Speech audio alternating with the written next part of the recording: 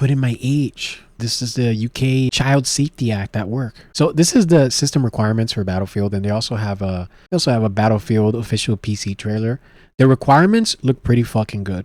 Like this is a game that's very optimized. And it's not like Battlefield has been unoptimized, to be fair. It's just usually their games have been buggy. That's the big issue. DICE has always been really good with technology. So let's take a look at the PC trailer. I've always been a Battlefield fan. Let's see what's up here. Oh, so they have it in ultra wide. Oh, that's cool. Yeah, man. I don't have an ultra wide monitor, but they're fucking cool. I want to get one day when I'm not poor.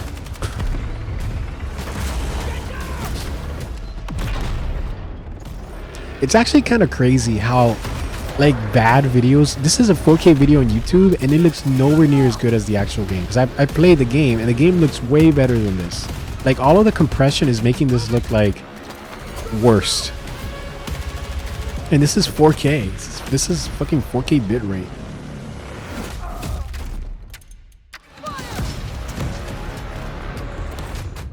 Ultra wide monitor support.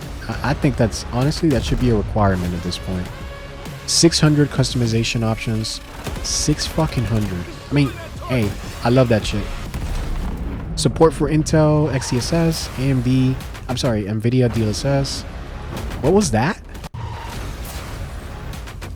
Global scale campaign. I don't give a fuck about Battlefield campaigns, dude. Battlefield has historically, I mean, you know, some of their games have had campaign, but from the get-go, it was a multiplayer first thing. Battlefield 1942 did not have a fucking campaign. Battlefield 2 did not have a campaign. Battlefield 2142 did not have a campaign. And those are the glory days of Battlefield, in my opinion. Battlefield 2 is the best fucking Battlefield. And Battlefield 3's campaign, Battlefield 4's campaign, they all sucked ass. So I don't give a shit. But hey, for people that like that, enjoy it. October 10th includes optional in-game purchases. And if you buy the game, if you buy the Phantom, what the fuck's the Phantom? Is that the highest one? Is that the most expensive one? It was like, I think like Intel had like a thing that if you bought a CPU with them, or maybe it was their GPU, like you get like the premium edition of Battlefield, the $99 edition. I'm like, damn, they're splurging here, $99. Because, you know, they could just give you like the $70 version, the standard one, but they're like, no, we're going to give you the premium version. Fucking good.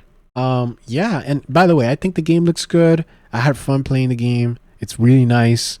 It looks good. It doesn't look as good as you'd expect from a normal Battlefield, because Battlefields usually are genre pushing games. And look at Battlefield 2 in 2005. In 2005, people were playing on PlayStation 2s and GameCubes.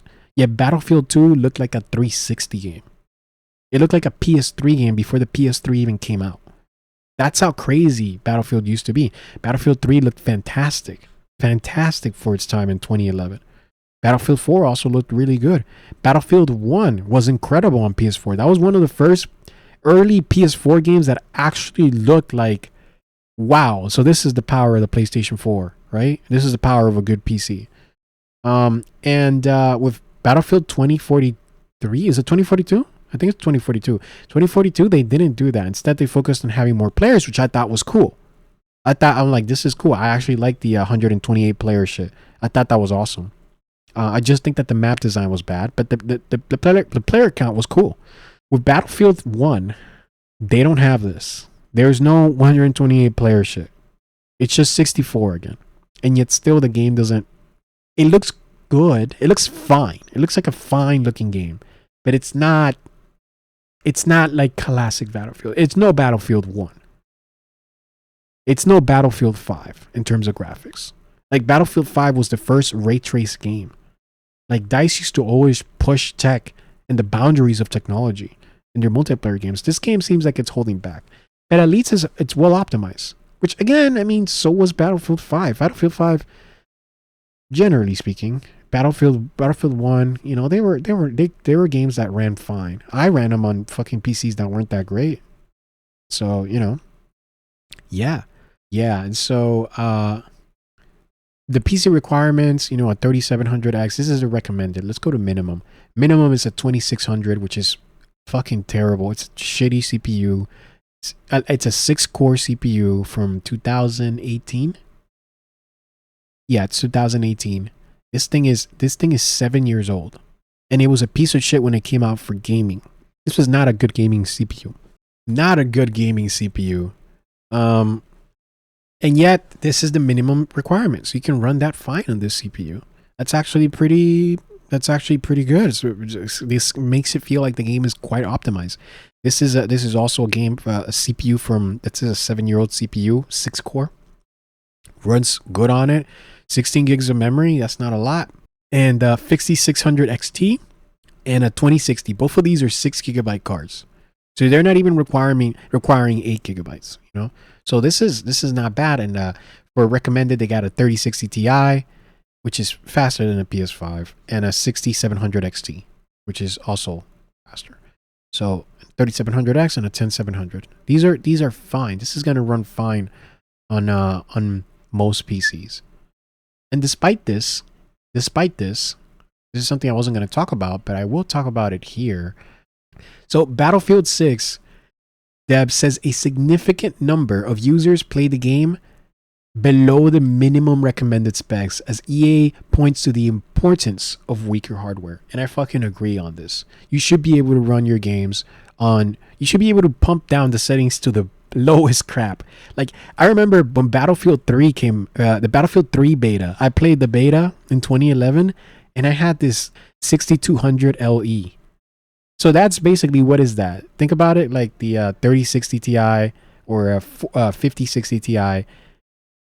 A 6200 LE would be a 3020 or a 5020. Basically a piece of shit for just like displaying video on your PC and not really doing anything crazy. And I played the game, and I played it in the lowest resolution, which I think was like 200 by like 100 or some shit like that, or 300 by 200. So 200p. I played the game at 200p, and it looked blurry as fuck on my monitor. And it was like this tiny fucking window, because I was retarded back then, you know. And I remember playing the game at like fucking 30 FPS and going, Battlefield 3 is beautiful. Look how beautiful this game is. That was me on fucking shitty ass hardware. If you're enjoying this video and you like to see bigger and better content, the only thing you need to do is hit subscribe and like, and I'll take care of the rest. And I had fun, and it was cool, and it was fine, you know? And so I can actually see people doing the same shit here. I don't have the best PC right now, you know? So I played Battlefield 6 on PS5. But, you know, I would play it on PC, and if I could run it, I just can't, because it doesn't have the game requires you to have like fucking some extra shit on your BIOS and shit like that. But this doesn't surprise me at all. A substantial number of Battlefield 6 open beta players were playing on or around the minimum recommended specs, according to technical Christian Bull. What did he say? He says, we built the maps and had to go to our artists and our tech artists to adjust these maps so they were more performant.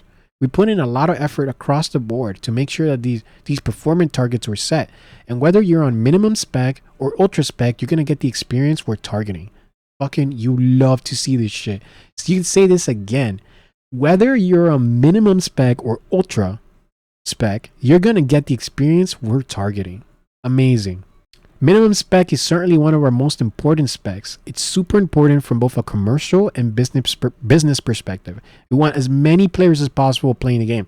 And this is how you get stuff like the Steam Deck. This is how you get like the Steam Deck fucking playing, you know, games that are like brand new, AAA games like this. That's how.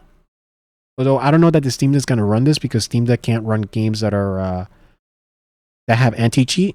They have certain anti-cheat that doesn't run on Linux. So maybe the Steam Deck won't run this. But like Windows handhelds will. You know, stuff like an old ROG Ally.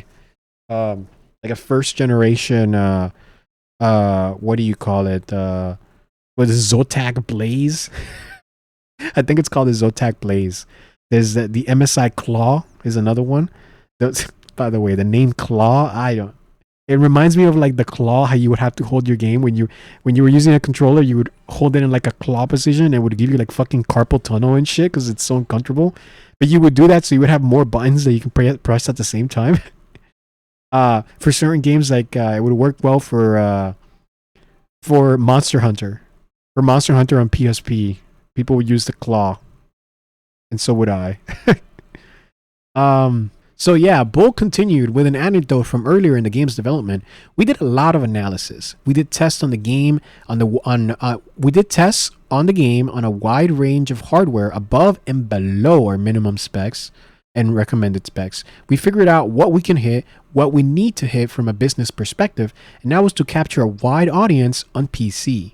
It's super critical. I agree. It is super fucking critical. And you're going to see more of this shit from now on, where these games are going to be targeting Switch 2. They're going to be targeting Steam Deck. They're going to be targeting the Xbox ROG Ally and stuff like that. And the upcoming PlayStation handheld as well that's coming in 2027. So, like, they're going to be targeting these low-spec devices. And they want their games to run on everything. But they should also look really good when you pump everything up on a 5090 on PC. Subscribe and like!